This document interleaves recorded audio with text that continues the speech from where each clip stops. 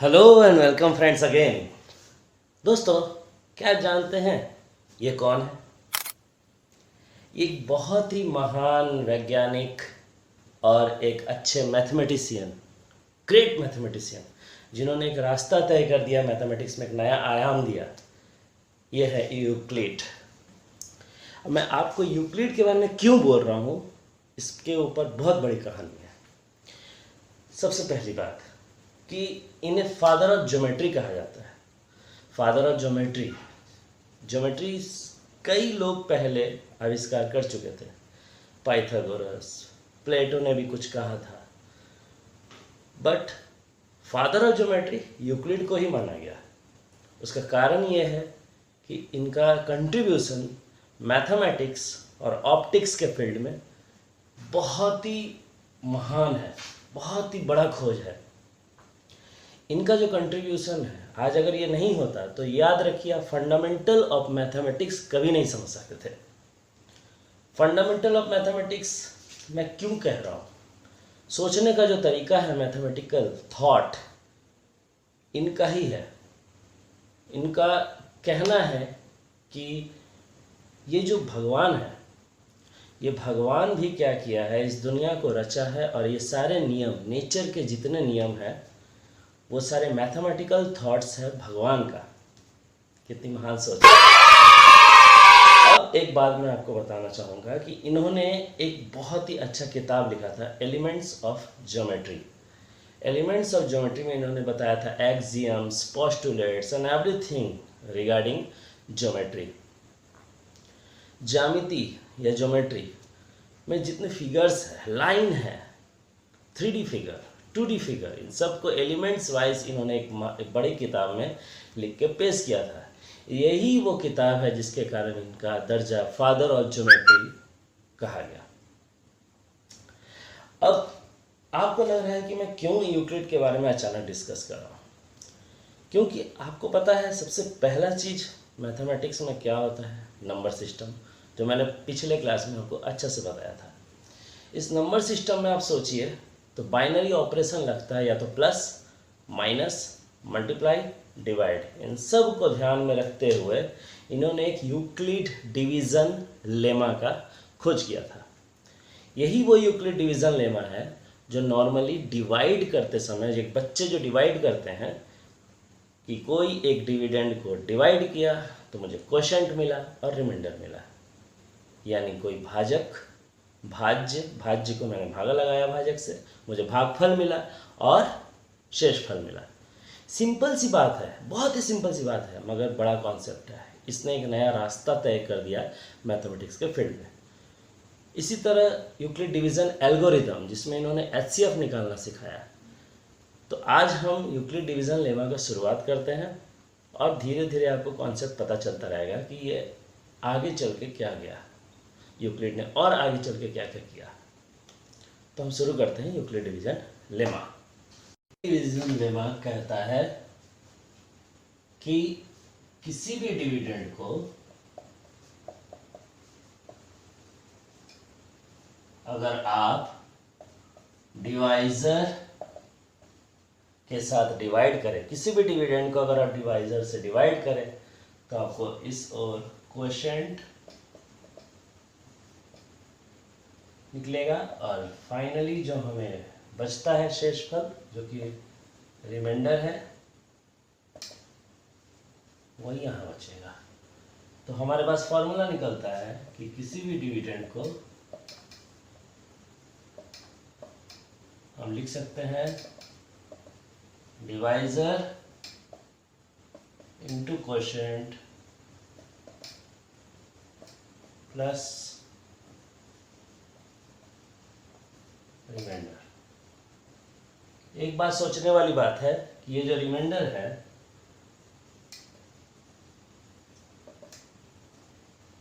ये हमेशा डिवाइजर से छोटा होगा। जिससे हम डिवाइड कर रहे हैं उससे ये रिमाइंडर हमेशा छोटा होगा। रिमाइंडर हमेशा छोटा होगा डिवाइजर से। अगर मैं एग्जांपल लूँ, सपोज मैंने 25 को डिवाइड किया 3 से, 25 को डिवाइड किया 3 से, तो 3 8 × 24, बचा कितना 1। इसी को कहते हैं यूक्लिड डिवीजन लेमा। जो मैं पहले भी कहा था कि हर बच्चा जो डिवाइड करता है उसी डिवीजन को हम यूक्लिड डिवीजन लेमा कहते हैं। इसी पे बेस्ड एक प्रॉब्लम है, एनी पॉजिटिव ऑड, ध्यान दीजिएगा odd integer is of the form 6q plus 1, 6q plus 3 and 6q plus 5, where q is positive integer।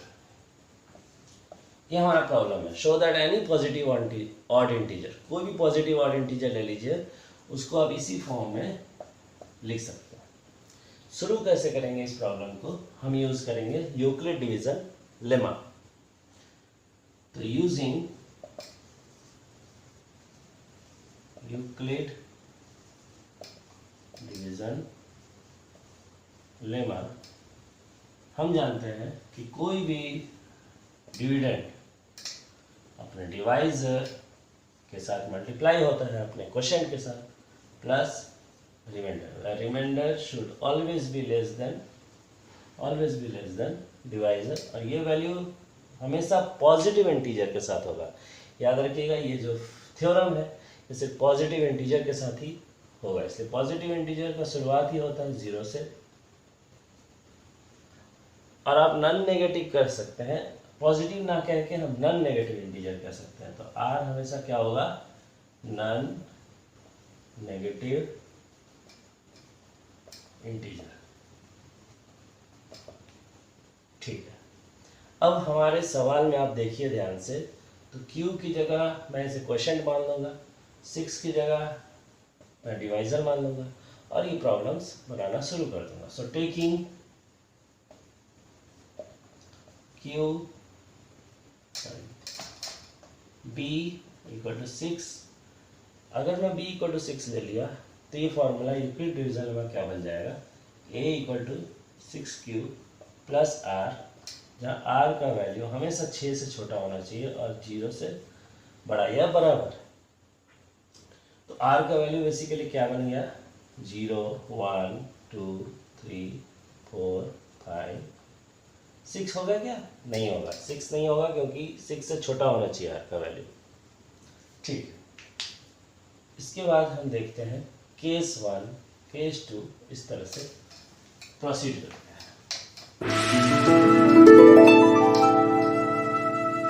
तो अगर मैं केस 1 उठाया और r का वैल्यू 0 ले लिया, टेकिंग r इक्वल टू 0, तो ये फॉर्मूला बन जाएगा a equal to 6q plus 0, जो कि 6q बना। आपको पता है कि ये 2 का मल्टीपल है, तो ये बन गया इवन इंटीजर। मगर क्वेश्चन में मुझे ऑड के बारे में बोला है, इसलिए ये तो हो नहीं सकता। केस 2, टेकिंग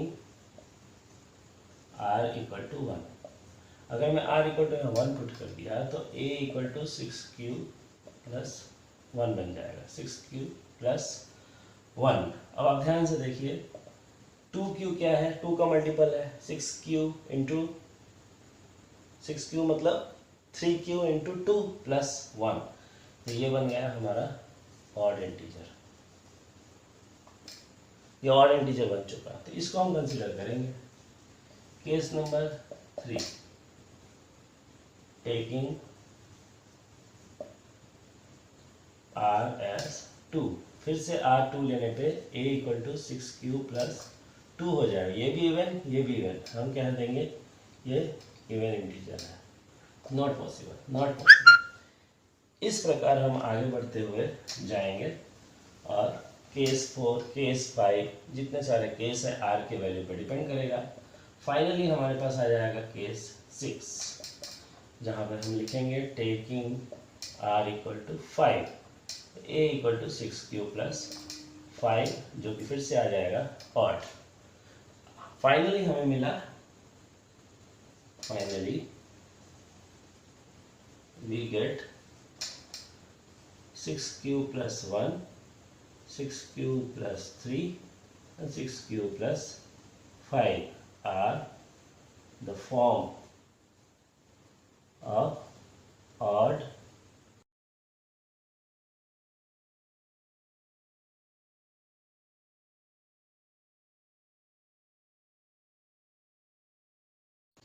दोस्तों यूक्लिड डिवीज़न लेमा के बाद हम पढ़ते हैं Euclid division algorithm. Basically lemma और एल्गोरिदम में ये डिफरेंस है कि लेमा जो है वो एक ऑलरेडी प्रूवन स्टेटमेंट है, इसे आपको साबित करने की ज़रूरत नहीं पड़ती, और एल्गोरिदम जो है वो स्टेप बाय स्टेप प्रोसेस है जब तक कि आपका कोई रिजल्ट या आंसर कंप्लीट आंसर ना आ जाए। इसे यूक्लिड डिवीज़न एल्गोरिदम इसलिए कहते हैं क्योंकि डिवीज़न का यूज़ करते हुए हम HCF निकालते हैं किसी दो नंबर का। जैसे आप देख सकते हैं सबसे पहला प्रॉब्लम में फाइंड HCF ऑफ 135 एंड 225 लिखा हुआ है। हमारे पास दो नंबर है, इन दो नंबरों में जो बड़ा नंबर है उसे छोटे नंबर से डिवाइड किया जाता है।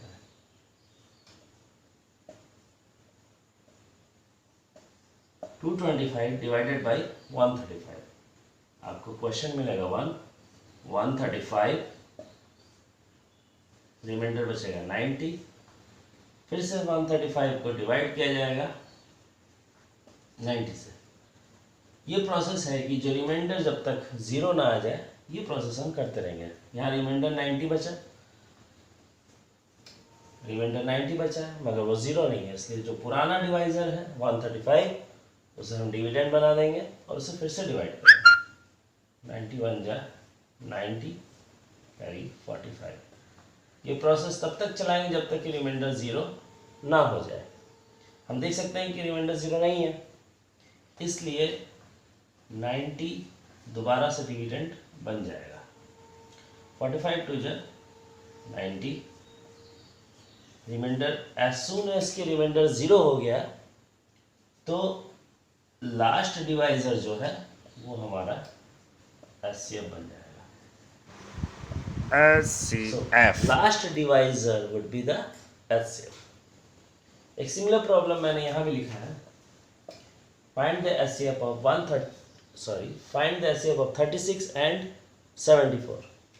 सेम प्रोसेस, बड़े नंबर को छोटे नंबर से डिवाइड किया जाता है।